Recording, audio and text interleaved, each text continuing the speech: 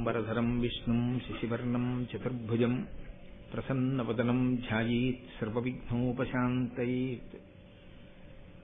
గురుర్బ్రహ్మా గురుర్విష్ణుః గురుర్దేవో మహేశ్వరః గురుః సాక్షాత్ పరబ్రహ్మ తస్మై శ్రీగురవై నమః. వ్యాసాయ విష్ణురూపాయ వ్యాసరూపాయ విష్ణవే నమో వై బ్రహ్మనిధయే వాసిష్ఠాయ నమో నమః. కూజంతం రామ రామీతి మధురం మధురాక్షరం ఆరుహ్య కవితాశాఖాం వందే వాల్మీకికోకిలం. శ్రుతిస్మృతిపురాణానాం ఆలయం కరుణాలయం నమామి భగవత్పాదశంకరం లోకశంకరం. వాగర్ధావివ సంపృక్తౌ వాగర్ధ ప్రతిపత్తయే జగతః పితరౌ వందే పార్వతీపరమేశ్వరౌ. సూక్తిం సమగ్రయతున స్వయమేవ లక్ష్మీః శ్రీరంగరాజమహిషీ మధురైఃకటాక్షైః. వైదగ్ధ్యవర్ణకునగుంభనగౌరవైర్యాం కండూలకర్ణకుహరాः కవయోధయంతి. హైమోత్ఫపుండ్రమజహన్మకుటం సునాసం మందస్మితం మకరకుండలచారుగండం. బింబాధరం బహుళదీర్ఘకృపాకటాక్షం శ్రీవేంకటేశముఖమాత్మనిసన్నిధత్తాం. విమలపటీ కమలకుటీ పుస్తకరుద్రాక్షసస్తహస్తపుటీ కామాక్షీ పక్ష్మలాక్షీ కలిత విపంచీ విభాసి వైరించీ. మనోజవం మరుతతుల్యవేగం జితేంద్రియం బుద్ధిమతాం వరిష్టం.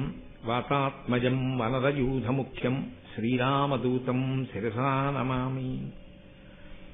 ఆపదామపహర్తారం దాతారం సర్వసంపదాం లోకాభిరామం శ్రీరామం భూయో భూయో నమామ్యహం.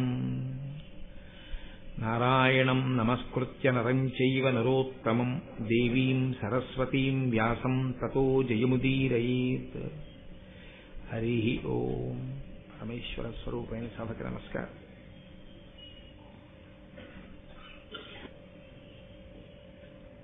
ప్రతి సంవత్సరం చేస్తున్నటువంటి ప్రసంగాలకి ఈ సంవత్సరం ప్రారంభం చేస్తున్నటువంటి మహాభారతంలోని ఆది పర్వం మీద ప్రసంగాలకి ఒక చిన్న తేడా ఉంది.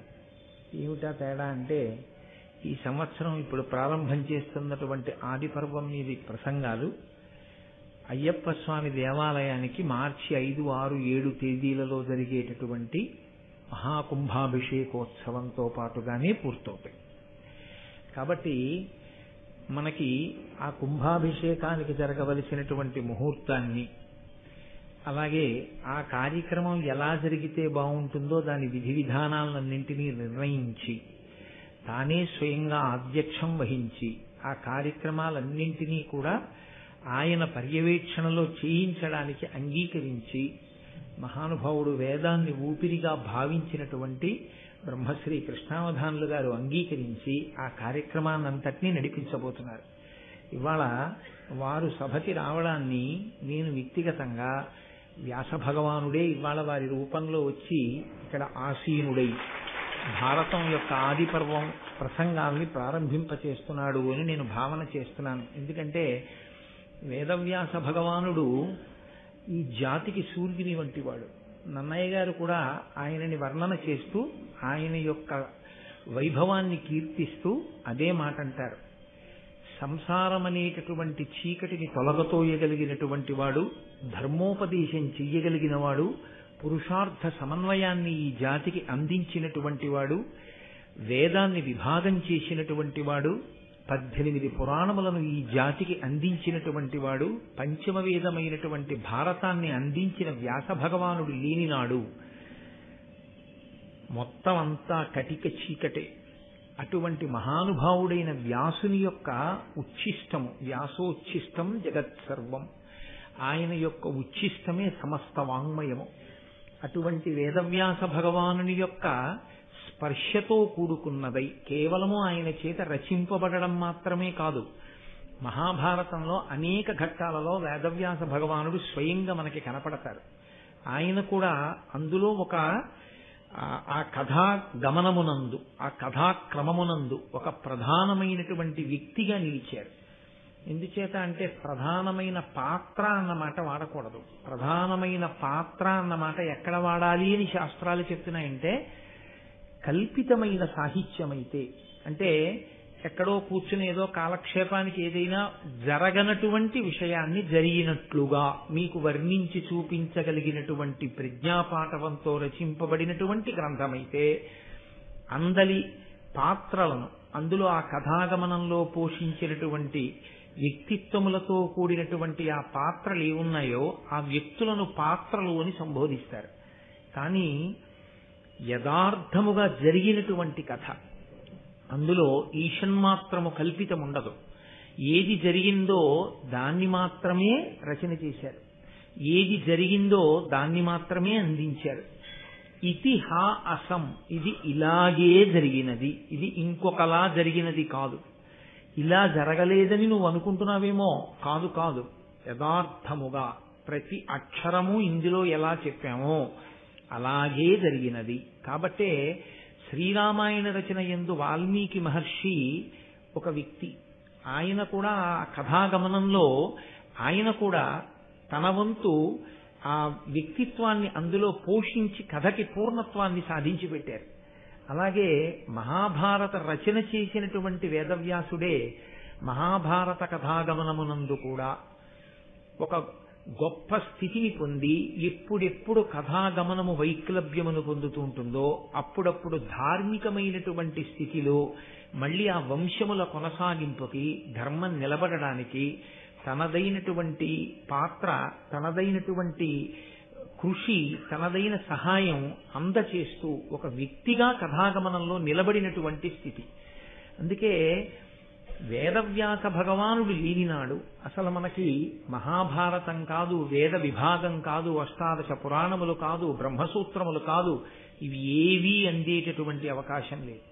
అందుకే గురు పూర్ణిమ అన్న పేరుతో ఆషాఢ శుద్ధ పూర్ణిమ నాడు వ్యాస భగవానుణ్ణి మనందరం పూజ చేస్తాం. అటువంటి మహానుభావుడైనటువంటి వ్యాసుడు సంస్కృతంలో మహాభారతాన్ని ఇచ్చారు.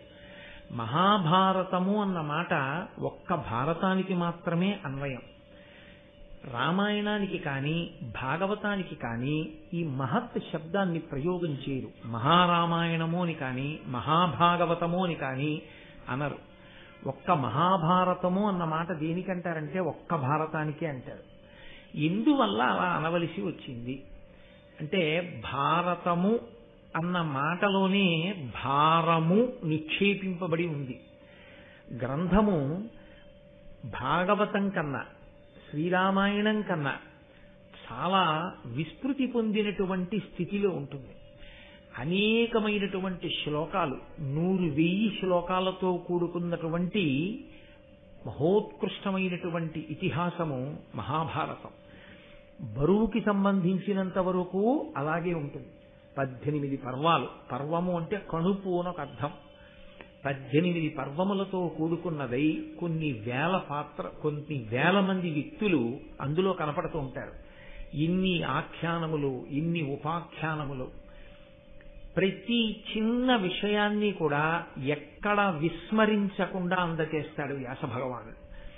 ప్రతి దాని వెనక ఒక్కటే ఆయన యొక్క ఉద్దేశ్యం స్పష్టంగా కనపడుతుంటుంది. ఈ జాతికి ధర్మాన్ని అందించాలి. భారతము అన్న మాటకి భారతము అని ఆ గ్రంథమునకు ఉన్న పేరు వెనక ఉన్న విశేషం అదే. అది బాహ్యంలో ఎంత పెద్ద గ్రంథమో లోపల సారాన్ని పరిశీలనం చేసినప్పుడు కూడా అంత పెద్ద గ్రంథమే. అందుకే పెద్దలైన వారు ఒక మాట అంటూ ఉంటారు, అసలు మహాభారతమును విననివాడు, మహాభారతము చెప్పనివాడు, మహాభారతము చదవనివాడు విద్వాంసుడే కాడు. ఇందుచేత అంటే వేదము ఎంత గహనమైనదో, వేదము స్వరంతో ఆ మంత్రాన్ని నేర్చుకోవాలి. ఆ ఉదాత్త అనుదాత్త స్వరిత స్వరముతో గురువు దగ్గర కూర్చుని గురుముఖత నేర్చుకున్నటువంటి వేదమంత్రములలో నిక్షేపింపబడినటువంటి అర్థాన్ని తెలుసుకుని స్వరంతో కూడిన మంత్రముల చేత ఈశ్వరుణ్ణి ఆరాధన చేసి భక్తితో కూడిన కర్మాచరణము వలన ఈశ్వరానుగ్రహమును పొంది తత్కారణము చేత జ్ఞానము కలగడం చేత అద్వైత సిద్ధిని ఇక్కడే పొందడానికి అనువైనటువంటి స్థితిని కల్పించగలిగిన వేదము ఎంత గొప్పదో, ఆ వేదముతో సమానమైన స్థాయిలో వ్యాస భగవానుడు పంచమ వేదంగా మహాభారతాన్ని ఈ లోకానికి అందించారు. మహాభారత ప్రయోజనము కాని, రామాయణ ప్రయోజనము కాని, భాగవత ప్రయోజనము కాని ఒక్కటే. ధర్మాన్ని అందించాలి. కేవలముగా అంత పెద్ద గ్రంథము అని ఆ గ్రంథంలో పుటలు చదివేయడం తప్పని నేను అనను. మహాభారతం ఇంట్లో ఉండడమే గొప్ప, మహాభారతాన్ని ముట్టుకోవడమే గొప్ప, మహాభారతాన్ని చదవడమే గొప్ప. అసలు మహాభారతం వినడం ఎంత గొప్పదో, ఎందుకు మహాభారతం ఆంధ్రీకరింపబడాలని తాను అంతగా వెంపర్లాడుతున్నాడో రాజరాజ నరేంద్రుడు నన్నయ్య గారికి చెప్పినటువంటి ఘట్టాన్ని చదివితే, అటువంటి మహాపురుష జననం జరిగి ఉండకపోతే ఈ మహాభారతం ఆంధ్రీకరింపబడేది కాదు కదా. మహాభారతం కవిత్రయం ఆంధ్రీకరిస్తే మధ్యలో కొన్ని వందల సంవత్సరాలు ఖాళీ ఆ జాగా ఏర్పడినా కూడా పరమేశ్వరానుగ్రహంగా దాన్ని ఆంధ్రీకరింపచేయాలనేటటువంటి కృతనిశ్చయం కలిగినటువంటి రాజులు కాలక్రమంలో ఎప్పుడో ఒక్కసారి తళుక్కున ప్రభవించడం, అటువంటి రాజు ఉన్నప్పుడే అటువంటి గొప్ప కవి కూడా ఈశ్వరానుగ్రహంగా రావడం, దేశకాలములు సమకూడి మహాభారతం నన్నయ, తిక్కన, ఎర్రాప్రగడ అనబడేటటువంటి ముగ్గురు త్రిమూర్తులై ఆంధ్రీకరించి తెలుగు భాషకే కొత్త గౌరవాన్ని తెచ్చారు. తెలుగు జాతికే ఒక గొప్ప గౌరవాన్ని తీసుకొచ్చారు. పంచమ వేదమైనటువంటి మహాభారతాన్ని ఆంధ్రీకరింపచేయడానికి రాజరాజ నరేంద్రుడు పొందినటువంటి ఆర్తి చూస్తే మహాభారతం ఎంత గొప్ప గ్రంథం రా అనిపిస్తుంది. భారతాన్ని చదవడం ఎంత కష్టమో భారతంలో ఉండేటటువంటి ధర్మ సమన్వయం చేసుకుని జీవితాన్ని అభ్యుదయ పథంలో నడిపించుకోగలిగినటువంటి స్థితప్రజ్ఞతని పొందడం కూడా అంతే కష్టం. మహాభారతం జాగ్రత్తగా చదివితే అయ్య బాబోయ్, నిజంగా మహాభారతంలో చెప్పిన ధర్మంలో మనం ఏ పాటి నిలబడగలుగుతున్నాం అనిపిస్తుంది. మీరు ఒక్క విషయాన్ని గమనించవలసి ఉంటుంది. ఈ జాతి గొప్పతనం అంతా ఎక్కడుందంటే, మతమన్న పేరు అసలు మనం జీవించేటటువంటి విధానానికి లేదు. మనం మతము అని పిలవం, దీన్ని సనాతన ధర్మము అని పిలుస్తాం. ధర్మము అన్న మాటకు అర్థం మీరు అనుష్ఠించవలసినది. ఏది అనుష్ఠించాలి అంటే, నాకు తోచినది నేను, మీకు తోచినది మీరు అనుష్ఠించడం కాదు.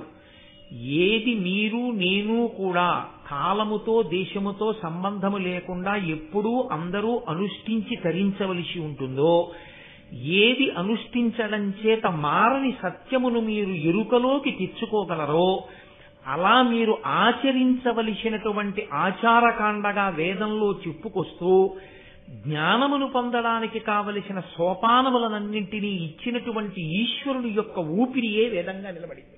అందుకే మిగిలిన మతాలకి ఏదో ఒక గ్రంథము ఆధారమై ఉండొచ్చు, ఆ గ్రంథకర్త దానిని చేసిన వారై ఉండొచ్చు. సనాతన ధర్మానికి వేదము ప్రమాణం.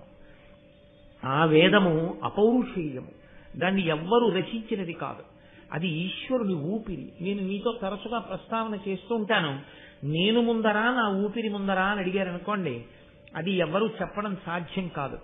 నేను నా ఊపిరి ఒక్కసారే ప్రభవిస్తాం. నేను లేను అన్న మాట ఎప్పుడు వస్తుందంటే, నా ఊపిరి ఆగిపోయినప్పుడు. నేను నా ఊపిరి విడివడి ఉండనట్టే ఇప్పుడు నేను మాట్లాడడం అంటే నా ఊపిరి వాక్కుగా మారుతోంది. ఈశ్వరుని యొక్క ఊపిరి వేదము అంటే ఈశ్వరుడు ఒకడు, వేదం ఒకడు కాడు. వేదమే ఈశ్వరుడు, ఈశ్వరుడే వేదము. కాబట్టి ఆ వేదమే ప్రమాణము. ఈశ్వరవాక్కు ఏదుందో అది ప్రమాణము, అది ధర్మము. వేదము ఏం చెప్పిందో దాన్ని మాత్రమే మనం పాటిస్తాం. వేదము ఆచారకాండనిస్తుంది. ఆచారము అన్న మాటకు అర్థం నువ్వు ఇలా ప్రవర్తించు, నువ్వు ఈ కార్యాన్ని ఇలా చెయ్యి. ఎందుకు అలా చెయ్యడం? చేదస్తం కోసమా? కాదు. మనసుకి ఏదో ఒక ఆలంబనం లేకపోతే అది పిచ్చెక్కిన కోతిలా ఏదో విషయాల్ని పట్టుకుని ఆలోచిస్తూ ఉంటుంది. మనసుని పవిత్రీకరించడం కోసమే ఆచారం అన్నది వచ్చింది, అందుకు తీసుకొచ్చింది వేదం. మొట్టమొదట ఆచారాన్ని పాటించడం అన్నది ప్రారంభమైతే ఆ ఆచారమును అనుష్ఠించిన కారణం చేత మనసు పరిపక్వమై పవిత్రమై, పవిత్రమైనటువంటి మనసు సత్కర్మాచరణమునందు ఊంచుకుని నిలబడుతుంది. అటువంటి పవిత్ర కర్మాచరణమును భక్తితో చెయ్యడం చేత ఈశ్వరుని యొక్క ప్రీతి కలుగుతుంది. ఈశ్వరుని యొక్క ప్రీతిని సంతరించుకున్న భక్తితో కూడిన కర్మాచరణము జ్ఞానమునకు యోగ్యమవుతుంది. ఆ జ్ఞానము మోక్షమునకు హేతు అవుతుంది. అందుకొరకు కర్మ చెయ్యవలసిన దాన్ని ఆచారకాండగా చెప్పడం దగ్గర నుంచి ఈశ్వరుడే సనాతన ధర్మంలో మనకి వేదాన్ని అందించాడు. ఆ వేదములో చాలా భాగం ధర్మం గురించే మాట్లాడతారు. ధర్మము అంటేనే ధ్రియతేవా జనైరితి ధర్మం. ఆచరించినది ఏదో దానికే ధర్మమని పేరు. తెలిసి ఉన్నది ధర్మం కాదు. ధర్మాచరణమునందు తెలిసి ఉండడం అన్నది ఒక సోపానము. అసలు తెలియకుండా నువ్వు ఎలా ఆచరిస్తావు? తెలుసుకుంటే ఆచరిస్తావు. కాబట్టి తెలుసుకోవడం అన్నది ఆచరించడం కోసం. ఆచరించడం దగ్గరికి వచ్చేటప్పటికీ అనేక రకమైన భేషజాలు అడ్డొచ్చి ఆచరించడానికి పనికి రాకుండా తెలుసుకోవడానికి మాత్రమే పనికొచ్చినదేదో అది ధర్మం కాదు. తెలుసుకుని అనుష్ఠించినదేదో అది మాత్రమే ధర్మము. ధ్రియతేవా జనైరితి ధర్మం. తాను పట్టుకున్నదేదో, తాను అనుష్ఠించినదేదో అది ధర్మం. అలా పట్టుకోవడానికి అనుష్ఠించడానికి ఎవరు ఏది తమ సొంత అభిప్రాయంగా చెప్తే అటువంటి అభిప్రాయాన్ని ఆచరించమని మనకి ఋషులు చెప్పలేదు. వేదము దేన్ని చెప్పిందో దాన్ని మాత్రమే అనుష్ఠించు. ఆ ధర్మము నువ్వు పండేటట్లు చెయ్యగలదు. పిందె తనంత తాను పండదు. పిందె పండు ఈ రెండు దశలలో ఆ పిందె పండాలి అంటే పిందె చెయ్యవలసినటువంటిది ఒక్కటే. పిందె చెట్టు నుండి విడిపోకూడదు. ఎప్పుడు విడిపోతుంది తనంత తానుగా పిందె? పండిపోయిన తర్వాత విడిపోతుంది. పిందె చెట్టు యొక్క ఆ పువ్వు పుట్టినటువంటి ఆ ప్రదేశాన్ని అంటిపెట్టుకుని ఉంటుంది. మీరు లోకంలో ఏ పిందె కొరకండి వగరుగానే ఉంటుంది. ఇంకొంచెం పెద్దదవుతుంది, కాస్త పులుపో వగరో ఏదో కాయ అవుతుంది. ఏ కాయ ముట్టుకోండి గట్టిగానే ఉంటుంది. ఏ కాయ అయినా సరే పండైపోనివ్వండి రంగు మారిపోతుంది. అది పచ్చగానో ఎర్రగానో అయిపోతుంది. లోపల ఉన్నటువంటి పదార్థం అంతా మృదువుగా అయిపోతుంది, పీశలంగా అయిపోతుంది. లోపల ఉన్న పదార్థం అంతా తీయగా అయిపోతుంది. ఇక తాను పండైపోయిన తరువాత పట్టుకోవలసిన అవసరం ఇక పిండికి లేదు. పండైపోయిన తరువాత తనంత తాను విడిపోయి కింద పడిపోతుంది. అందుకే మన వాళ్ళు ఎప్పుడూ ఒక మాట అంటుంటారు, పండిపోయాడండి ఆయన. ఆయన పండిపోయారండి మహానుభావుడు అంటారు. చిన్నతనంలో ఆటలు ఆడిస్తే పంటలు వేసుకోండి అంటారు. వైకుంఠపాళి ఆడించి పరమపద సోపాన పఠము అనేవారు మా చిన్నతనంలో. దాన్ని పరమపదమును చేరడానికి కావలసిన సోపానములతో కూడిన క్రీడ. అందులో ఎప్పుడు పండిపోయాడు? దేవతల మధ్యలో తిరిగినప్పుడు కూడా పండడు. పరమపురుషుని చేరిపోయిన తర్వాత పండిపోతాడు. అప్పటి వరకు ప్రయత్నం చేస్తూనే ఉంటాడు, పందెం వేస్తూనే ఉంటాడు. నువ్వు ఎంతకాలం కర్మాచరణం చెయ్యాలి? పండిపోయే వరకు చెయ్యాలి. పండిపోయిన తరువాత తనంత తాను విడిపోతాడు. ఇలా పండిపోవడానికి కావలసిన ప్రాతిపదికను అందించడమే ధర్మాన్ని అందించడం. ఈ ధర్మాన్ని అందించేటటువంటి ప్రక్రియలో సనాతన ధర్మమునందున్నంత పరిశ్రమ, సనాతన ధర్మమునందున్నంత బోధ మీకు ఇంకెక్కడా కనపడదు. దాని కొరకే యథార్థమునకు సమస్త వాంగ్మయం వచ్చింది. అందుకే మీరు క్రతువు చెయ్యండి, మీరు ఒక ప్రవచనం చెయ్యండి, మీరు ఏదైనా చదువుకోండి, ఆఖరణ మనందరం చెప్పే మాట ఒకటే, 3 మార్లు ఓం శాంతి శాంతి శాంతి. మాకు శాంతి కావాలి. ధర్మము దీని కొరకు వచ్చిందంటే ఇదిగో ఈ శాంతిని పొందడానికి వచ్చింది. నువ్వు శాంతంగా ఉండాలి, ఇంకొకరిని శాంతంగా ఉండనివ్వాలి. పరమేశ్వరుడే ఈ పిండాండాన్ని సృజించాడు. పరమేశ్వరుడే బ్రహ్మాండాన్ని సృజించాడు. పరమేశ్వరుడు దీనికి కన్నులు పెట్టాడు. పరమేశ్వరుడు బయట జలపాతం పెట్టాడు. పరమేశ్వరుడు ఇక్కడ పళ్ళు పెట్టి నాలుక పెట్టాడు. పరమేశ్వరుడు బయట యాపిల్ పండు పెట్టాడు. పరమేశ్వరుడు ఇక్కడ కంఠం పెట్టాడు. పరమేశ్వరుడు బయట నీళ్లు పెట్టాడు. పరమేశ్వరుడు తిన్నదాన్ని జీర్ణం చేసి మిగిలిన పిప్పిని విడిచిపెట్టేటటువంటి స్థితిని ఈ పిండాండానికి ఇచ్చాడు. ఈ విడిచిపెట్టిన దాన్ని పుచ్చుకొమ్మని బ్రహ్మాండాన్ని శాసించాడు. బ్రహ్మాండంలో ఉన్నటువంటి భోగాలని నువ్వు అనుభవించవద్దు అని ఈశ్వరుడు శాసనం చెయ్యలేదు. అనుభవించమని ఆయన చెప్పాడు. కానీ నీకున్న బలం ఎంతో దాన్ని బట్టి నువ్వు అనుభవించడం కాదు. నీ బలాన్ని శక్తిని బట్టి కాదు అనుభవించవలసింది. ఈశ్వరుడు చేసిన నియమానికి నువ్వు బద్ధుడవై అనుభవించవలసి ఉంటుంది తప్ప నాకింత శక్తి ఉంది కదా అని శక్తిహీనులైనటువంటి వారిది నీవు అనుభవించడాన్ని మనకి శాస్త్రములు అంగీకరించు. అక్కడ వచ్చింది ధర్మం అన్నమాట. ఆ ధర్మం అన్న మాట లేకపోతే బలవంతుడైన వాడు బలహీనుడైన వాడిని కొట్టుకు తింటాడు. అందుకే ఈ ధర్మము అన్న మాట సనాతన ధర్మంలో ఎంత దూరం వరకు వెళ్ళిపోయిందో తెలుసా అండి? యుద్ధ భూమి అని ఒక భూమి, ఇంట్లో అగ్నిశాల అని ఒక గది, అక్కడికి తీసుకెళ్లి అగ్నిహోత్రాలని పెట్టుకుంటారు.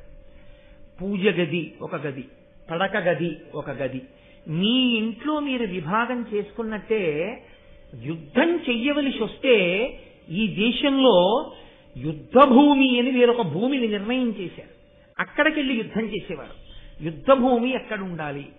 నగరం మధ్యలో ఉండేటటువంటి క్రీడా మైదానాన్ని తీసుకొచ్చి యుద్ధ భూమిగా వాడరు. యుద్ధ భూమి సామాన్యమైనటువంటి జనులు, జానపదులు, పిల్లలతో పాపలతో ప్రజలు ఉండే ప్రదేశాలు ఎక్కడుంటాయో అటువంటి నగరాలకి దూరంగా ఉన్న చోట ప్రత్యేకంగా యుద్ధం చేయడానికి వెళ్లి నిలబడేవారు. ఆ యుద్ధం చేసేటప్పుడు వాడేటటువంటి అస్త్రశస్త్రాలను ప్రయోగించడానికి కావలసిన విద్యని కూడా వేదమునకు ఒక భాగమైనటువంటి ధనుర్వేదం లోకానికి నేర్పింది. అది ఎవరు ధనుర్వేదాన్ని నేర్చుకుని ధర్మరక్షణ కొరకు పోరాటం చెయ్యాలో వాళ్ళకి ఆ ధనుర్వేదం నేర్పమంది. వాళ్ళు యుద్ధం చేసేటప్పుడు మాత్రం ఊరి మధ్యలో నిలబడి మిగిలిన వాళ్ళకి ఇబ్బంది కలగకుండా యుద్ధం చేసేవాళ్ళు ఊరి బయటికి వెళ్లి యుద్ధ భూమిలో నిలబడి యుద్ధం చెయ్యండి. యుద్ధం చేసేటప్పుడు కూడా సూర్యోదయాత్పూర్వము కాని సూర్యాస్తమయానంతరము కాని యుద్ధము లేదు. మీరు మహాభారతాన్ని పరిశీలిస్తే వ్యాసభారతంలో ఒక అద్భుతమైన ఘట్టం. యుద్ధం పూర్తయి సూర్యాస్తమయం అయింది, ఇంకా కాసేపు ఆగితే ప్రాయశ్చిత్తంతో సంధ్యావందనం చెయ్యాలి. భీష్మాచార్యుల వంటి మహాపురుషులు సూర్యాస్తమయమై రథం ఇలా కిందకి దిగగాని ఇంటికి వెళ్లి స్నానం చేసి సంధ్యావందనం చెయ్యడానికి కూర్చుని అర్ఘ్యప్రదానం చేస్తే ప్రాయశ్చిత్తంతో చెయ్యవలసి వస్తుంది. కనుక స్నానం చెయ్యకపోయినా పంచభూత స్నానం మనకుంది, శాస్త్రం అంగీకరించింది. కాశింత పృథివిని తీసి తల మీద వేసుకుని వారు అక్కడే ఉన్నటువంటి యుద్ధభూమిలో మట్టిని తీసి సూర్య భగవానుడికి అర్ఘ్యంగా విడిచిపెట్టేశారు మహాభారతంలో. అంటే నీ విహిత కర్మాచరణం నువ్వు చెయ్యవలసి వస్తే ఆ సమయంలో నువ్వు స్నానం చేసిలేవన్న బెంగ కూడా నీకు లేకుండా శాస్త్రం చూసింది. సంధ్యావందనం చెయ్యాలా, స్నానం చెయ్యడానికి ఇబ్బంది వచ్చి సంధ్యావందనం మానేయాలా అన్న ప్రశ్న వస్తే ఇంత విభూతి తీసి నీ తల మీద వేసుకో, ఇంత విభూతి తీసి పెట్టుకుని సంధ్యావందనం చేయి తప్ప సంధ్యావందనం మానద్దని చెప్పి అంత గొప్ప ధర్మం నేర్పింది. ఒక యుద్ధ భూమికి వెడితే నగారా మోగించేవాడు ఉంటాడు, ఒక యుద్ధ భూమికి వెడితే అందరికీ నీళ్లు అందించేవాడు ఉంటాడు, రాత్రి వీళ్ళు వచ్చేటప్పటికి శిబిరాల్లో అన్నం వండేవాళ్ళు ఉంటారు. వాళ్ళ జోలికి వెళ్లి వాళ్ళని చంపకూడదు, పారిపోయేవాడిని చంపకూడదు, ధనస్సు విరిగి ఇంకో ధనస్సు పట్టుకుంటున్న వాడిని చంపకూడదు, విన్నిచ్చిన వాడిని చంపకూడదు, చుట్టూ నిలబడి అందరూ కలిసి ఒక్కడిని చంపకూడదు, యుద్ధం చెయ్యకుండా పరాకుగా ఉండి యుద్ధానికి విముఖుడై ఉన్నవాడి మీద బాణం వేసి చంపకూడదు, యుద్ధానికి తాను సిద్ధపడి ఎదురొడ్డి నిలబడిన వాడిని మాత్రమే చంపాలి. ఎక్కడున్నాయి ఇన్ని ధర్మాలు నాకు చెప్పండి. తరువాతి కాలంలో జరిగిన యుద్ధాలు మీకు తెలుసు.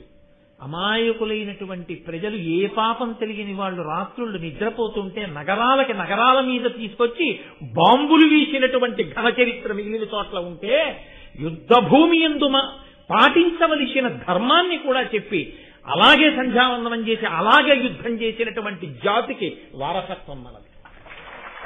అంత గొప్ప ధర్మం ఈ జాతిది. ప్రతి చోట ధర్మమే. ధర్మము తప్పి బ్రతకడం కన్నా ధర్మాచరణమునందు శరీరాన్ని విడిచిపెట్టడమే శ్రేయస్కరమని నమ్మి బతికారు. అంత గొప్పగా ధర్మ ప్రబోధం చేశారు. ఆ ధర్మమే పోయిన నాడు నీవు ఉన్నా ఒకటే లేకపోయినా ఒకటే.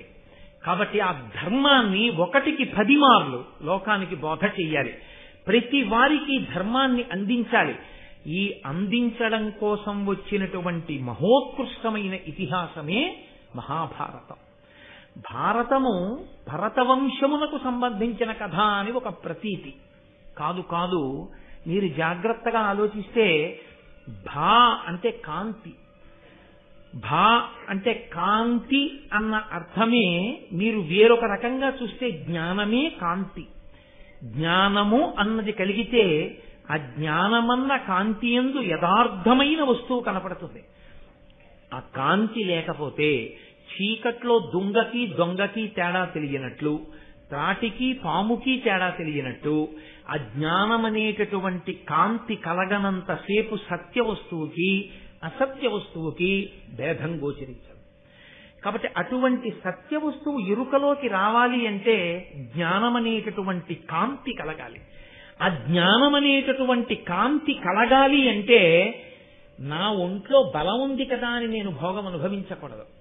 నాకు శక్తి ఉంది కదా అని నేను ప్రకృతిలోంచి నాకు అవసరం ఉన్నదానికన్నా ఎక్కువ నేను పుచ్చుకోకూడదు. నేను ఏదైనా అన్నా వాడు తిరగబడలేడు కదా అని నేను వేరొకడిని హింసించకూడదు. నేను ఈశ్వరుడికి జవాబుదారీగా బ్రతకవలసినటువంటి నియమావళిని, ఆ చట్టాన్ని తెచ్చి మనకు అందించారు. అదే ధర్మచక్రం. ఆ చక్రం ఎప్పుడూ తిరుగుతూనే ఉంటుంది. ఆ ధర్మం అనేటటువంటిది చక్రము తిరుగుతూ ఉంటుంది. తిరుగుతున్న చక్రము, తిరుగుతున్న ధర్మము కదిలే ధర్మాన్ని పట్టుకుని కదలని సత్యములోకి వెళ్ళిపోతాడు. చిట్ట చివర ఆ సత్యము ఎరుకలోనికి వచ్చిన తరువాత తనకన్నా వేరొక వస్తువు లేదు, సమస్తము ఇదే, అద్వైతం. రెండవ వస్తువు లేదు, ఉన్నదా ఒక్కటే అన్న ఎరుక కలిగిన తరువాత ఆ ఎరుక యందే నిలబడి ఈ శరీరాన్ని విడిచిపెట్టిన వాడెవడో వాడు మళ్లీ పుట్టవలసినటువంటి అవసరం లేని స్థితికి వెళ్ళగలుగుతాడని ధర్మ ప్రబోధాన్ని చేసే కావ్యాలు, పురాణాలు.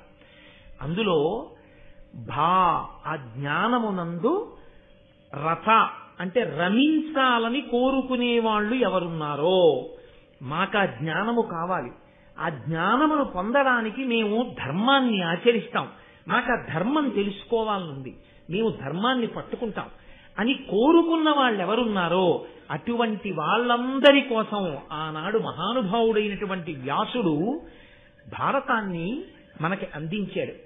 ఆ భారతమే తదనంతర కాలంలో వ్యాస భగవానుని యొక్క ప్రతిరూపంగా ఎందరో మహాపురుషులు ఆనాటి నుండి ఈనాటి వరకు మహాభారత ఇతిహాసాన్ని లోకానికి ప్రవచన రూపంలో అందచేస్తూనే ఉన్నారు. అందుకే మహాభారత ప్రవచనం ఎక్కడ దొరుకుతుందో అక్కడ ప్రీతి పొందేవాడు పరమేశ్వరుడు కాదుట. ఎవరు ప్రీతి పొందుతాడో తెలుసా అండి? వ్యాస భగవానుడు ప్రీతి చెందుతాట. నేను నా జాతి ధర్మం పట్టుకుంటుందని, నా వారసులు జ్ఞానం కోసం అలమటిస్తారని, నేను అందించే ఈ ధర్మాన్ని వాళ్ళు పట్టుకుంటారని ఇంత గొప్ప గ్రంథాన్ని రచించి అందించాను. వీళ్ళు ఇంత సంతోషంతో భారతాన్ని చెప్పుకుంటున్నారు, వీళ్ళింత సంతోషంతో భారతాన్ని వింటున్నారని ఎక్కడెక్కడ భారతం మీద ప్రవచనం ప్రారంభమవుతుందో అక్కడక్కడ వ్యాస భగవానుడు ఏదో ఒక రూపంలో వచ్చి కూర్చుంటూనే ఉంటాడు. కాబట్టి అది వ్యాస భగవానుడు సంతోషిస్తే ఇంకంతకన్నా మన జీవితాలకి కావలసినటువంటి ఆ ఉత్కృష్టత, మన జీవితానికి సాఫల్యం ఇంకేముంటుంది మీరు ఆలోచించండి. అంత గొప్ప గ్రంథం, అంత గొప్ప ఇతిహాసం మనకి మహాభారతం. ఆ మహాభారతం కేవలం సంస్కృత భాషలో ఉండిపోయింది చాలా కాలం. ప్రత్యేకించి ఆంధ్రీకరింపబడలేదు, తెలుగు భాషలోకి రాలేదు. ఈశ్వరుని యొక్క అనుగ్రహం, పరదేవతా సంకల్పం, ఆ తల్లి ఒక్కొక్కసారి అనుగ్రహించాలి అని సంకల్పం చేస్తుంది. ఆవిడే దానికి కావలసినటువంటి పనిముట్టు కూడా ఆవిడే తెచ్చుకుంటుంది. అటువంటి పనిముట్టు తెచ్చుకోవాలి అంటే మంత్రభాగమునందు శ్రద్ధ కలిగిన వాడై ఉండాలి. మననాత్ త్రాగితే ఇది మంత్ర. ఎవరు శ్రద్ధాభక్తులతో మళ్లీ మళ్లీ జపం చేస్తారో వారిని రక్షించగలిగినటువంటి శబ్ద విస్ఫోటన శక్తి సమాహారమునకు మంత్రమని పేరు.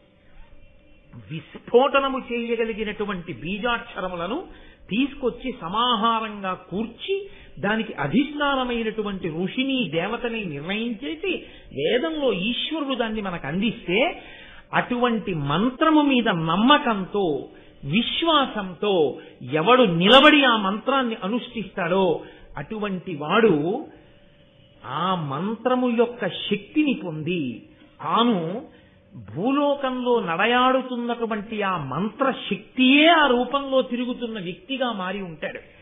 కాబట్టి అటువంటి వ్యక్తి జన్మించాలి అంటే అది కాకతాళీయంగా జరిగేటటువంటి విశేషం కాదు. దానికి పరమేశ్వరుని యొక్క కృప ఉండాలి, పరదేవతానుగ్రహం ఉండాలి. ఉంటే తప్ప అసలు సంస్కృతంలో ఉన్న భారతాన్ని ఆంధ్రీకరించి అందించగలిగినటువంటి మహాపురుష జననం జరగదు. ఒకవేళ జరిగిన అంత గొప్ప భారతాంధ్రీకరణ ప్రయత్నానికి సంకల్పం తాను చేసి అటువంటి మహాపురుషుడు ఒకడు ఉన్నాడని గుర్తించి ఆయనది త్యాగముతో కూడిన జీవితమని గుర్తించి ఆయనకి ప్రతిఫలాపేక్ష లేదు, ఈయన కారణజన్ముడు, ఈయన జన్మించినందుకు ఈయన దగ్గర భారతాన్ని ఆంధ్రీకరింప చేసుకుని దీన్ని నేను రాజునైనందుకు నా కాలంలో ఈ భారతం ఆంధ్రీకరింపబడింది అని నేను అనిపించుకుంటే దాని వలన ఈ జాతికి నేను రాచరికం చేసినందుకు శాశ్వతుడనవుతాను తప్ప లేకపోతే కారే రాజులు రాజ్యములు గెలువరే గర్వోన్నతిం పొందరే వారేరి సిరి మూట కట్టుకుని పోవంజాలిరే భూమిపై పేరైనంగలదే శిబి ప్రముఖులున్ ప్రీతిన్ యశక్కాములై ఈరే కోర్కెలు వరలంతలపరే ఈ కాలమున్ భార్గవ. ఎంతమంది రాజులు పుట్టారు, ఎంతమంది రాజులు నడిపారు, అంతమంది రాజులు జ్ఞాపకం ఉన్నారా? ఎవరో ఎక్కడో ఒక్క మహానుభావుడు ఉంటాడు. ఆయన అన్ని రాళ్ల మధ్యలో ఉన్న సాలగ్రామాన్ని గుర్తించి అన్ని రాళ్లని పక్కకి తోసి సాలగ్రామాన్ని తీసుకొచ్చి నీట కడిగి అభిషేకం చేసి మెత్తటి దూదితో తుడిచి గంధం రాసి బొట్టు పెట్టి పూజామందిరంలో పెట్టి పూజించి సాలగ్రామం యొక్క ఆరాధన చేత సాలగ్రామమునందున్నటువంటి దేవతల యొక్క అనుగ్రహాన్ని పొందినటువంటి ఆరాధకునిలా ఇన్ని రాళ్ల మధ్యలో సాలగ్రామం ఉన్నట్టు తన రాజ్యంలోనే ఇంతమంది గృహస్థుల మధ్యలో ఒక గృహస్థుగా, ఇంతమంది వేదం చదువుకున్న వాళ్లలో తాను ఒక వేదం చదువుకున్నవాడిలా, ఇంతమంది మంత్రజపం చేసే వాళ్లలో తాను ఒక జపం చేసుకునేవాళ్ల, ఇంతమంది ఉభయ భాషా ప్రవీణులలో తాను ఒక ఉభయ భాషా ప్రవీణుడిగా కనపడుతూ తాను ప్రత్యేకంగా మహాభారతాన్ని ఆంధ్రీకరించగలిగిన ప్రజ్ఞతో కూడినున్న వాళ్ళను అన్న మాట కూడా అతిశయంతో ఎక్కడా చెప్పనటువంటి వ్యక్తిని గుర్తించగలిగినటువంటి ప్రజ్ఞ ఒక రాజు యందు ప్రచోదనం కావాలంటే అది కూడా పరదేవతానుగ్రహమే. పరదేవత ఒక రాజు యందు ఆవిడ ఆవహించి అటువంటి కోరిక పుట్టించాలి. ఎందుకు ఆంధ్రీకరిస్తారు? ఆంధ్రీకరించి అందించడానికి ఎంత కష్టపడితే, ఎంత తాపత్రయపడితే, వాళ్ళు ఎంత వ్యగ్రతని పొందితే, వాళ్ళ శరీరము ఎంత ఖేదాన్ని పొందితే నన్నయ్య గారు భారతాన్ని ఆంధ్రీకరించుంటారు, తిక్కన సోమయాజి భారతాన్ని అందించుంటారు, ఎర్రాప్రగడ భారతాన్ని అందించుంటారు. వారికి ఎందుకు అందించాలన్న కోరిక పుడుతుంది. నీకు శక్తి ఉంది రాయబోయే భారతాన్ని అంటే రాస్తారా?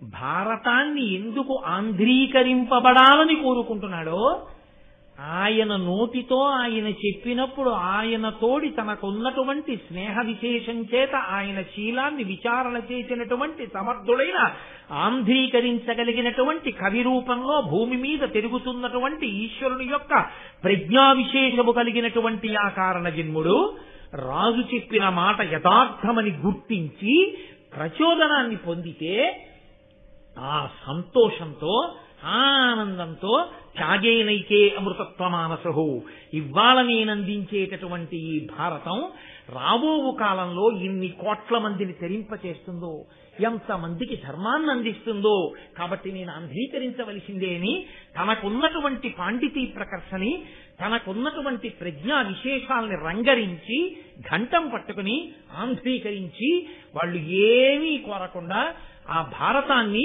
లోకానికి అందించి తమ శరీరాన్ని విడిచిపెట్టి వెళ్ళిపోయినటువంటి నన్నయాదులు ఎవరున్నారో వారు మనకి ప్రాతస్మరణీయులు, వారు వందనీయులు.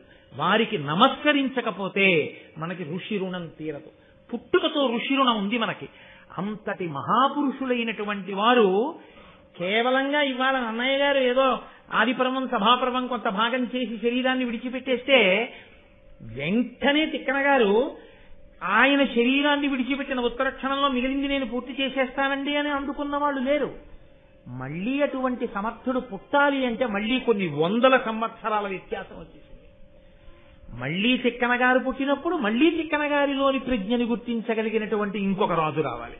అంటే మళ్లీ పరదేవతానుగ్రహం మళ్లీ కొన్ని 100 సంవత్సరాలకి. కాబట్టి నన్నయ్య గారి కాలంలో పుట్టిన వాళ్ళు మనంత అదృష్టవంతులు కారు. ఎందుకో తెలుసా? వాళ్ళు తెలుగు చేయబడిన భారతాన్ని పూర్తిగా చదువుకోలేదు. నన్నయ్య గారు తెలుగు చేసిన భాగాన్ని చదివారు. తిక్కన గారి కాలంలో వాళ్ళు మనంత అదృష్టవంతులు కారు. నన్నయ్య గారు తిక్కన గారు ఆంధ్రీకరించిన భారతాన్ని చదువుకున్నారు. ఎర్రాప్రగడ కాలంలో ఉన్నవాళ్లు ఎర్రాప్రగడ ఆంధ్రీకరించినదంతా చదివారని నమ్మకం లేదు. మనం చాలా అదృష్టవంతులం.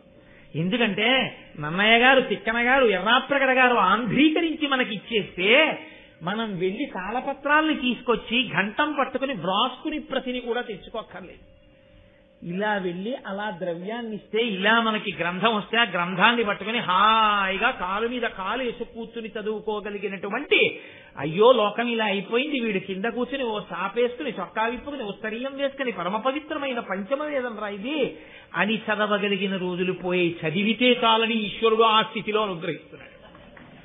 అయినా అనుభవించని వాడు తన ఇంటి కింద పాతు ఉంటే నిధి ఉంటే తవ్వుకుని అనుభవించకుండా పక్క ఇళ్లకెళ్లి భిక్షాపాత్ర పట్టుకుని అక్కడ ఏదో ఐశ్వర్యం ఉందనుకుని భిక్షాటన చేసిన దరిద్రం అనుభవించిన వాడు ఇటువంటి వాడో, తన ఇంట ఉన్న భారతాన్ని చదువుకుని తరించలేని వాడు అటువంటి వాడు. కాబట్టి మనం భాగ్యవంతులం. అటువంటి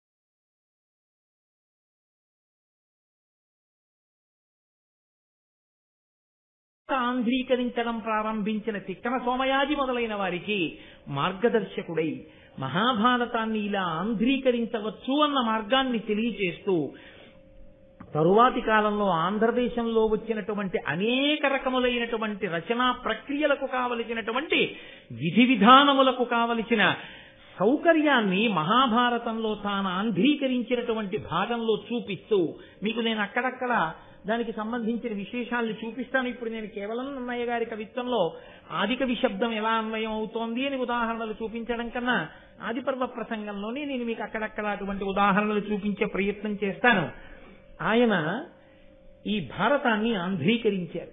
ఈ ఆంధ్రీకరించే ప్రయత్నాన్ని ప్రారంభించడంలో వచ్చినటువంటి మొదటి పర్వమే ఆది పర్వము. ఆది అన్న శబ్దమునకే మొదలు అని పేరు.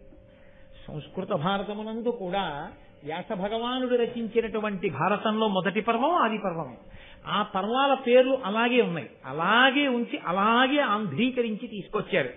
అందులో ఆది పర్వ ప్రారంభంలో అంటే మహాభారతము ఆంధ్రీకరించడము ప్రారంభం చేస్తున్న సమయంలో నన్నయ్య గారి యొక్క నోటి నుంచి వచ్చిన మొట్టమొదటి పద్యం.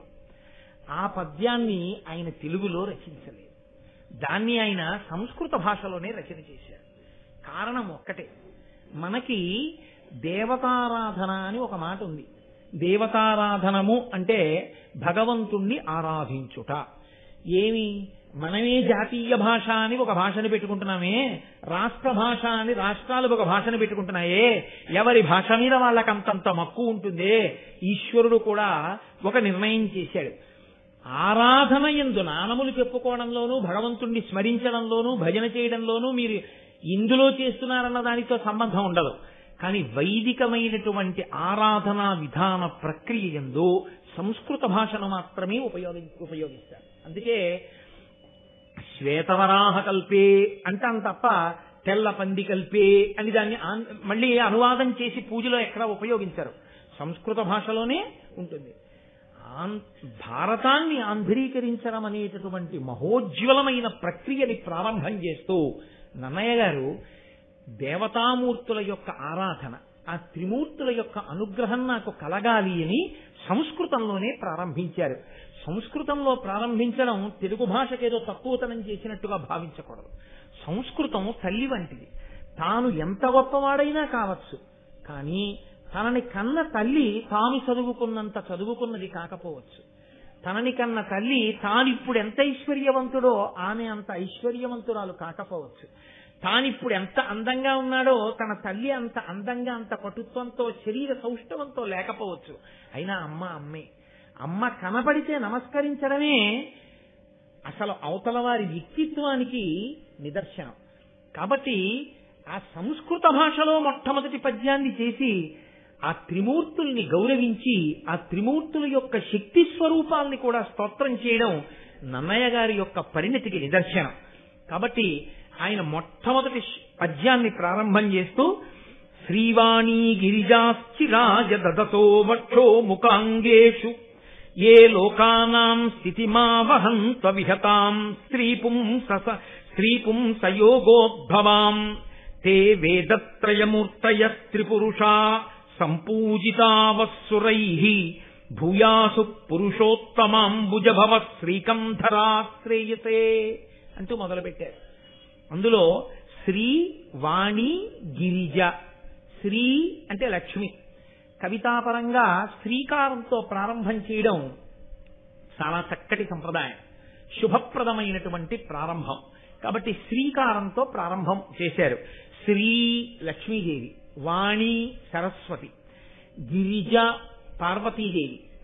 ఈ ముగ్గురమ్మలుగా 3 శక్తులకు ప్రతీకలు. వాణి సరస్వతి ఆమె కవన శక్తికి ప్రతీక. ఒకరిలో ఉన్నటువంటి ప్రజ్ఞ ఆయన యందే ఉండిపోతే స్వార్థంతో అంతకన్నా ఘోరం ఇంకొకటి ఉండదు లోకంలో. అందుకే నీరు నిలబడితే వాసన వస్తుంది. ప్రజ్ఞ తనలోనే ఉండిపోయి తనయందే ప్రకాశించి తనతో అంతరించిపోతే అంతకన్నా ఘోరమైన నేరం ఇంకొకటి లేదు. సరస్వతి నది ప్రవహిస్తుంది. ప్రవహించడానికి ఏ పారితోషికాన్ని ఏ ప్రతిఫలాన్ని కోరకూడదు. ఎవరి నుండి ప్రవహించాలని అడిగారు. పురుష సూక్తం చేస్తూ వేదంలో బ్రాహ్మణోస్య ముఖమాసీత్, వేదం చదువుకునేటటువంటి వాడు బ్రాహ్మణుడు. ఆ బ్రాహ్మణుడు ప్రయత్నపూర్వక పేదరికాన్ని అనుభవించమని చెప్తోంది వేదం. బ్రాహ్మణుడు నిరాడంబరమైనటువంటి జీవితాన్ని గడపాలి తప్ప ఎన్ని తనకి కలిసి వచ్చినా ఐశ్వర్యమే కూడినా ఎంతవరకు అవసరమో అంతవరకు తప్ప అంతక మించి భోగ లాలసతో కూడినటువంటి జీవితము బ్రాహ్మణులకు ఉండరాదు. బ్రాహ్మణుడి యొక్క జీవితం ఒక్కరోజు ఎలా ఉంటుందో వైదికమైన బ్రాహ్మణ జీవనం ఉన్న వాళ్ళ జీవనం మీరు చూస్తే మీరు తెల్లబోతారు. దాదాపుగా 70 సంవత్సరాల పైచిలకు వచ్చినటువంటి కృష్ణావధానులు గారు తన జీవితం మొత్తం మీద చొక్కా వేసుకున్న సందర్భం 3 పర్యాయములని నేను అనుకుంటున్నాను. 3 సార్లు చొక్కా వేసుకున్నారు. అంతకు మించి ఆయనకి చొక్కా వేసుకోవడం ఎప్పుడు రాదు. అంటే ఎంత నిష్ఠాగరిష్ఠులై వాళ్ళు జీవితాన్ని గడిపారో మీరు చూడండి. అంత నిష్ఠతో జీవితాన్ని గడిపి తాము సముపార్జన చేసినటువంటి జ్ఞానాన్ని ఏ ప్రయోజనమును అపేక్షించకుండా లోకమునకు అందించడమే తమ కర్తవ్యము అని భావించి దాని వలన వారి శ్వాస ఖేదపడినా, వారి యొక్క హృదయము తల్లడిల్లినా, ఒళ్ళు డస్సిపోయినా, ఆయుర్దాయము తగ్గిపోయినా, అదే పనిగా మాట్లాడడం వల్ల ఊపిరులు ఖర్చయిపోతే ఆయుర్దాయం క్షీణించిపోతుంది. ఆయుర్దాయమే క్షీణించిపోతోందని తెలిసినా దేని కొరకు మాట్లాడాలి అని అడిగారు. నీలో ఉండిపోయి విద్య నశించి నువ్వు మరణించే కన్నా నీ ఆయుర్దాయము తగ్గిపోయినా నువ్వు 10 మందికి బోధ చేసి జీవితాన్ని విడిచిపెట్టి దానివల్ల నువ్వు ధన్యుడవైపోతావు. కాబట్టి త్యాగముతో జీవించు, స్వార్థముతో బ్రతకవద్దు. కాబట్టి సరస్వతి ప్రవాహము అది ప్రవహించాలి. ఒకరి నుండి ఒకరికి ప్రవహించి వెళ్ళిందా ఉపయుక్తమవుతుంది. ప్రవహించలేదా ఎవ్వరికీ పనికిరాలేదు. గోదావరి ప్రవహించిందా కొన్ని వేల ఎకరాలు సాగుతాయి, కొన్ని లక్షల మందికి దాహం తీరుతుంది. గోదావరి ఒక్కచోట ఉండిపోయిందా కొన్ని లక్షల మందికి అన్నం దొరకదు, కొన్ని కోట్ల మందికి నీళ్లు దొరకవు. ప్రవహించాలి జ్ఞానం, ప్రవహించాలి తనలో ఉన్నటువంటి ప్రజ్ఞ. కాబట్టి దానికి సరస్వతి అని పేరు. శ్రీ, వాణి, గిరిజ ఈ 3 శక్తులు. లక్ష్మి సంపద, భోగము, అనుభవించగలిగినటువంటి దారుఢ్యం. కాబట్టి ఈ 3 ఏవైతే ఉన్నాయో ఈ 3టిని 3 మూర్తులు తమ శరీరములలో 3 చోట్ల ధరించి ఉన్నారు. ఎక్కడెక్కడ? వక్షో ముఖాంగేషు శ్రీ లక్ష్మిని వక్షో గుండెల్లో పెట్టుకున్నాడు ఒక ఆయన. వాణి సరస్వతిని ముఖ అంటే సంస్కృతంలో ముఖ అన్న శబ్దానికి నోరు అన్నది కూడా అదే అర్థం. కాబట్టి నోటి యందు నాలుక చివర నిలుపుకున్నాడు ఒక ఆయన. అంగేషు శరీరంలో సగభాగం ఇచ్చాడు, లేదా శరీరం ఇచ్చేశాడు పరమేశ్వరుడు పార్వతీదేవికి. కాబట్టి ఈ 3 శక్తులను తమ శరీరములో ఉన్నటువంటి 3 అవయవముల యందు నిలుపుకున్న త్రిమూర్తులు ఎవరున్నారో వారు సశక్తియుతులై ఉన్నారు. ఇది నన్నయ్య గారి యొక్క ప్రార్థనా శ్లోకం. మనకి సంప్రదాయము అని ఒక మాట, మీతో నేను ఇందాక మనవి చేశానే, వేదంలో ఆచారము అని ఒకటి ఉన్నది అని. పూజ చేసేటప్పుడు శక్తియుతుడైన పరమాత్మనే పూజ చేస్తాం. అందుకే రాముడికి కూడా రాముడిగా పూజ లేదు, శ్రీరాముడిగా పూజ. ఆ శ్రీకారంతో కలవాలి. నారాయణుణ్ణి నారాయణుడిగా, లక్ష్మిని లక్ష్మిగా పూజ చెయ్యం మనం. అసలు లక్ష్మిని పూజ చెయ్యాలంటే ఆయన గుండెల మీద కూర్చుని ఉంటుంది ఆవిడ. లక్ష్మీం క్షీరసముద్రరాజతనయాం శ్రీరంగధామేశ్వరీం, ఆయన గుండెల్లో ఆవిడ ఉంటుంది. అందుకని మీరు విడిగా ఎలా పూజ చేస్తారు? వాళ్ళు కలిసే ఉంటారు.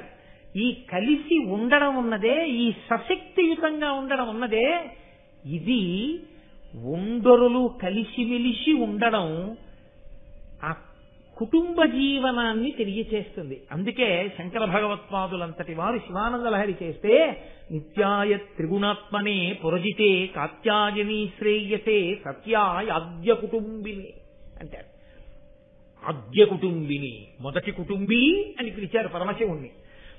ఆ భార్య భర్త ఆనాటి నుండి ఈనాటి వరకు అలా కలిసి ఉండి సంతానాన్ని పొందుతుండడమే.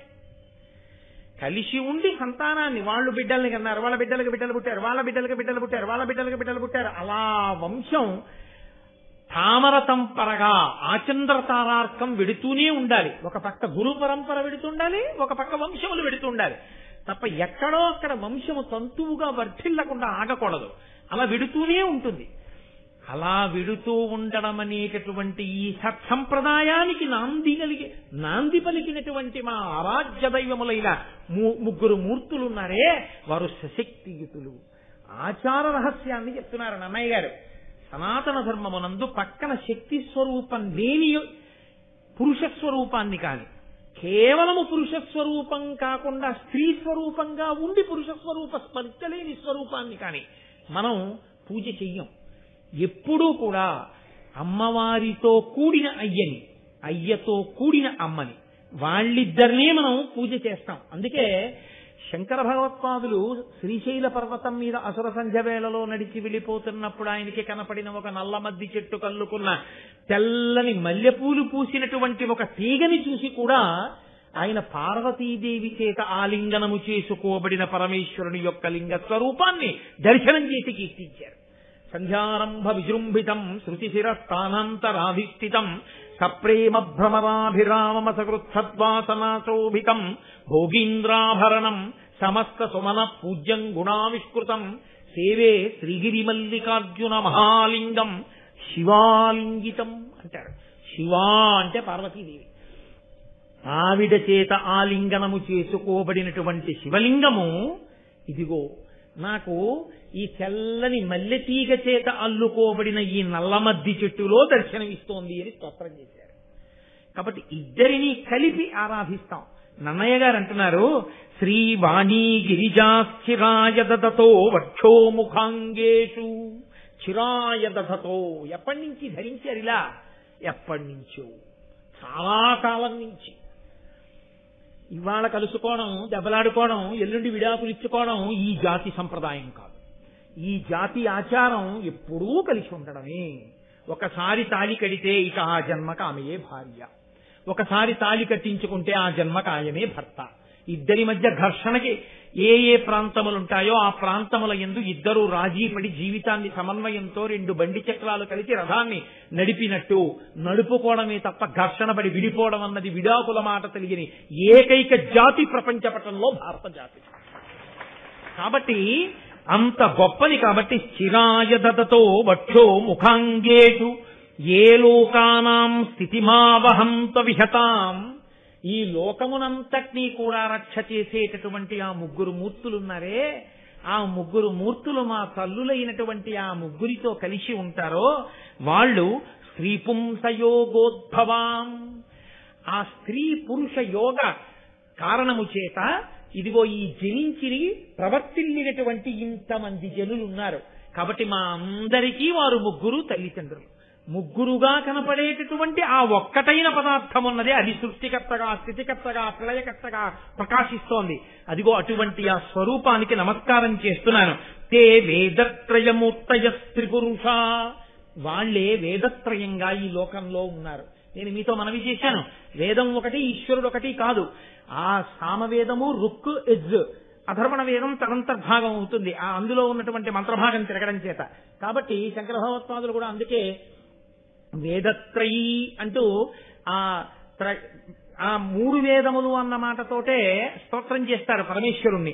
కాబట్టి ఆ మూడు వేదములుగా లోకంలో ఉన్నటువంటి సామవేదము, ఋగ్వేదము, యజుర్వేదము ఏవున్నాయో ఆ వేదముల రూపమైనటువంటి ఆ పరమేశ్వరుడి యొక్క రూపములైన బ్రహ్మ విష్ణు మహేశ్వరుల్ని వారు పురుషోత్తమంబుజభవ శ్రీకంధరా శ్రేయసే, వాళ్ళు నిరంతరము మాకు శ్రేయస్సు కల్పించుగాక. నాకు అనలేదాయన. మహాభారతాన్ని ఆంధ్రీకరించినప్పుడు ఎవరు చదువుకోవడం మొదలుపెట్టారో, ఎవరు వినడం మొదలుపెట్టారో వాళ్ళందరికీ కూడా త్రిమూర్తుల యొక్క రక్ష కలుగుగాక, వారందరికీ లక్ష్మీ పార్వతీ సరస్వతుల యొక్క అనుగ్రహము కలుగుగాక, బ్రహ్మ విష్ణు మహేశ్వరుల యొక్క అనుగ్రహము కలుగుగాక.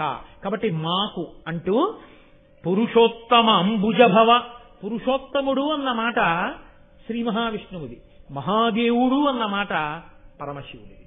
పురుషోత్తముడు శ్రీ మహావిష్ణువు, అంబుజభవ అంటే కమలంలోంచి, తామర పువ్వులోంచి పుట్టినటువంటి వాడు బ్రహ్మగారు.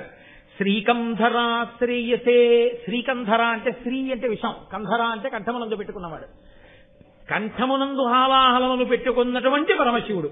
శ్రేయసే, మాకు సమస్త అభ్యున్నతులను కృప చేయుగాక. పరమేశ్వరుడు కంఠమునందు హాలాహలాన్ని పెట్టుకోవడం కూడా లోకాల్ని రక్షించడానికి. తండ్రి కొడుకు కష్టం పడుతుంటే ఆ కష్టాన్ని తన నెత్తి మీద వేసుకున్నట్టు మహానుభావుడైనటువంటి పరమేశ్వరుడు ఈ లోకములకంతటికి తండ్రి కాబట్టి హాలాహలోత్పాదనము చేత లోకములన్నీ చల్లడిల్లితే తాను హాలాహలాన్ని పుచ్చుకున్నాడు. కాబట్టి ఆ శ్రీకంధరుడైనటువంటి పరమశివుడు, పురుషోత్తముడైనటువంటి విష్ణుడు, అంబుజభవుడైనటువంటి బ్రహ్మ మాకు శ్రేయస్సులను కూర్చుగాక అని ప్రారంభం చేసి రాజరాజ నరేంద్రుడి మీద మహాభారతాన్ని ఆంధ్రీకరించడానికి కారకుడైన వాడు కనుక రాజరాజ నరేంద్రుడి మీద ఆయన ఒక పద్యాన్ని చెప్తున్నారు. కాదు కాదు, ఇందులో ఒక చమత్కారం ఉంది. మనకి సాహిత్యం అంతా కూడా, సాహిత్యము అంటే భగవన్నామ స్పర్శలేని సాహిత్యం ఏదుందో ఆ సాహిత్యాన్ని మన వాళ్ళు అంగీకరించారు. అందుకే పోతన గారు భాగవతాన్ని ఆంధ్రీకరిస్తూ ఓ మాట అంటారు, హరినామ స్పృహలేని కావ్యము విచిత్రార్థాన్వితంబయ్యు శ్రీకరమయ్యుండదయోగ్య దుర్మదనత్కాకోల కర్తాకృతి అంటారు. ఎంత గొప్ప గొప్ప శబ్దాలు వేసినా, ఎంత గొప్ప గొప్ప అర్థాలున్నా, ఎంత గొప్పగా రచన చేసినా పరమేశ్వరుడి గురించి చెప్పనటువంటి సాహిత్యం ఏదుందో, భగవద్భక్తిని ప్రబోధం చెయ్యనిదేదుందో అది నిరర్థకము. అది తద్దినం పెట్టినటువంటి రేవులకి కాపులెళ్ళినట్టు వెళ్ళేటటువంటి వాళ్ళకి పనికొస్తుందేమో కానీ హరినామ స్తుతి చేయు కావ్యము సువర్ణాంభోజి హంసావళీ సురతిభ్రాజితమై మానస సరస్ఫూర్తి నిలుంగొందు. మానస సరోవరానికి ఎవరెడతారు? పాపాలు పోగొట్టుకుందామనుకునేటటువంటి జిజ్ఞాసులైనటువంటి మహాభక్తులైన వాళ్ళు వెళ్ళి మానస సరోవరంలో స్నానం చేసినట్టు, హంసలు మానస సరోవరంలో ఉండేటటువంటి నీటి మీద తేలియాడి తామరతూండ్లు తిని ఆడుకున్నట్టు హరినామస్తుతి చేసినటువంటి కావ్యములను ఎవరు చదువుకుంటారు అంటే హరిని చేరుకుందాం అనుకున్నటువంటి వాళ్ళు చదువుకుంటారు. హరినామ స్పర్శలేని సాహిత్యం తద్దినం పెట్టే రేవు, అక్కడ అటువంటి సాహిత్యాన్ని చదువుకోవడం అటువంటి రేవుకి వెళ్ళినటువంటి కాకుల వంటి వారు చేసే పని అంటారు పోతన గారు. కాబట్టి మహానుభావుడు పైన దేవతలను నేను స్తోత్రం చేశాను. ఒకరేమో వ్యాస భగవానుడు చంద్రవంశాన్ని వర్ణించాడు మహాభారతంలో, వాల్మీకి మహర్షి సూర్యవంశాన్ని వర్ణించారు రామాయణంలో. సూర్యవంశాన్ని చంద్రవంశాన్ని రెండు వంశాల్ని వర్ణించి మనకి ధర్మాన్ని నేర్పినటువంటి వాళ్ళు వ్యాసుడు వాల్మీకి. వ్యాసుడు వాల్మీకి ఇద్దరు సూర్యచంద్రుల్ని ప్రస్తుతి చేశారు. ఆ సూర్యచంద్రులే రాత్రి పగలు ఉంటారు. సూర్యచంద్రుల్ని ప్రస్తుతి చేసినటువంటి వ్యాస వాల్మీకులు మన సాహిత్యానికంతటికీ కూడా రెండు కళ్ళ లాంటి వారు. అందుకే వ్యాస భగవానుణ్ణి వాల్మీకిని స్తుతి చెయ్యకుండా, వాళ్ళకి నమస్కరించకుండా అసలు ఏ విధమైనటువంటి భగవత్ సంబంధమైన ప్రసంగాన్ని పెద్దలైన వారు చెయ్యరు. వారిద్దరికీ నమస్కరించి మాత్రమే చేస్తుంటారు. కాబట్టి నేను ఈ మహాభారతంలో చంద్రవంశాన్ని వర్ణించబోతున్నాను. వ్యాస భగవానుడు అందించినటువంటి చంద్రవంశం అది. కాబట్టి నేను ఇప్పుడు చంద్ర సంబంధమైన కీర్తన కూడా చెయ్యాలి. పైన శ్రీ వాణి గిరిజ వాళ్ళ ముగ్గురు, ఆ ముగ్గురిని వహించినటువంటి పుంస్వరూపాల్ని కీర్తించాను. అందుకని రాజరాజ నరేంద్రుణ్ణి అడ్డుపెట్టి రాజ శబ్దం చంద్రుణ్ణి చెప్తుంది. రాజా అంటే చంద్రుడు. అందుకని ఆ చంద్రుణ్ణి కీర్తించడానికి, చంద్రవంశాన్ని కీర్తించడానికి నన్నయ్య గారు రాజకులైక భూషణుడు రాజమనోహరుడు అంజరాజ తేజోజయశాలి శౌర్యుడు విశుద్ధ యశ శరదిందు చంద్రికారాజిత సర్వలోకుడు అపరాజిత భూరి భుజా కృపాణ ధారా జలశాంత శాస్త్రవ పరాగుడు రాజమహేంద్రుడు నటిన్. రాజమహేంద్రుడు ఆయన రాజమహేంద్ర పురాన్ని ఇప్పుడు మనం రాజమండ్రి అంటున్నాం. ఆ రాజరాజ నరేంద్రుడు ఆ చాళుక్య వంశానికి చెందినటువంటి వాడు. మనం ఇప్పుడు రాజమండ్రి అని పిలువబడేటటువంటి నగరాన్ని రాజధానిగా చేసుకుని పరిపాలన చేసినవాడు. ఆయన్ని స్తోత్రం చేస్తూ రాజకులైక భూషణుడు, రాజులు అనిపించుకున్న వాళ్ళందరిలోకి కూడా గొప్పవాడిగా కీర్తింపబడినవాడు కాదు. రాజకులైక భూషణుడు అన్నది పైకి చంద్రుడికి సమన్వయం. కాబట్టి రాజమనోహరుడు, రాజులందరిలోకి కూడా చాలా మనోహరమైనటువంటి స్థితిని పొందినటువంటి వాడు. అన్య రాజ తేజో జయశాలి శౌర్యుడు, మిగిలిన రాజులందరినీ కూడా జయించినటువంటి వాడు. గొప్ప శౌర్యము కలిగిన వాడు రాజరాజ నరేంద్రుడు. విశుద్ధ యశ శరదిందు చంద్రికారాజిత సర్వలోకుడు. శరత్కాలంలో ఉండేటటువంటి చంద్రబింబాన్ని పరిణిత చంద్రుడు అని పిలుస్తారు. బాగా ప్రకాశవంతంగా ఉంటుంది వెన్నెలతోటి. అటువంటి చంద్రుడు ఎలా ఉంటాడో రాజులందరిలో రాజరాజ నరేంద్రుడు అంత గొప్పవాడు. అపరాజిత భూరి భుజా కృపాణ ధారా జలశాంత శాస్త్రవ పరాగుడు.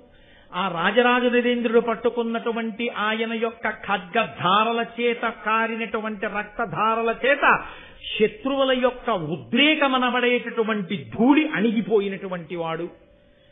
ధూళి ఎగురుతోందనుకోండి, భూమి మీద పెద్ద వర్షం పడిందనుకోండి, ఆ నీటి ధార చేత కొట్టబడి ధూళంతా అణిగిపోతుంది. అలా శత్రువులైన రాజులు పైకి లేస్తుంటే రాజరాజ నరేంద్రుడి చేత కత్తి పట్టుకుని యుద్ధ భూమికెళ్లి ఆ కుత్తుకలు తెగటార్చి ఆ నేల రాలిపోయేటట్టుగా శత్రువులందరినీ దునుమాడితే ఆ కత్తి నుంచి కారినటువంటి ఆ ధారల చేత శత్రువులనేటటువంటి ధూళి అణిగిపోయేటట్టుగా చేయగలిగినటువంటి పరాక్రమశాలి అయిన రాజరాజ నరేంద్రుడు రాజమహేంద్రుడున్నతిన్. అటువంటి వాడు రాజరాజు.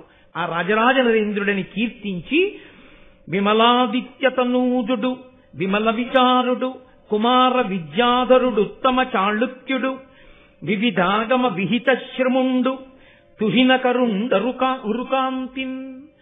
ఆయన చూడగాని చంద్రుణ్ణి చూస్తే ఎంత సంతోషం కలుగుతుందో తన శరీర కాంతి చేత రాజరాజ నరేంద్రుణ్ణి చూసిన వాళ్ళకి కూడా అంత సంతోషం కలిగేది. ఆయన విమలాదిత్యుడికి కుందవాంబ అనబడేటటువంటి స్త్రీకి కలిగినటువంటి వాడు, జన్మించినటువంటి వాడు, చాలా పరిశుద్ధమైనటువంటి ఆచారము కలిగిన వాడు. నేను మీతో మనవి చేశాను, పరదేవతానుగ్రహము కలిగిన వాడొకడు జన్మిస్తే తప్ప అటువంటి శక్తి ఉన్నవాణ్ణి గుర్తించి అంగీకరింప చెయ్యడం కూడా సాధ్యం కాదు, అంత తేలికైన విషయమేం కాదు అని.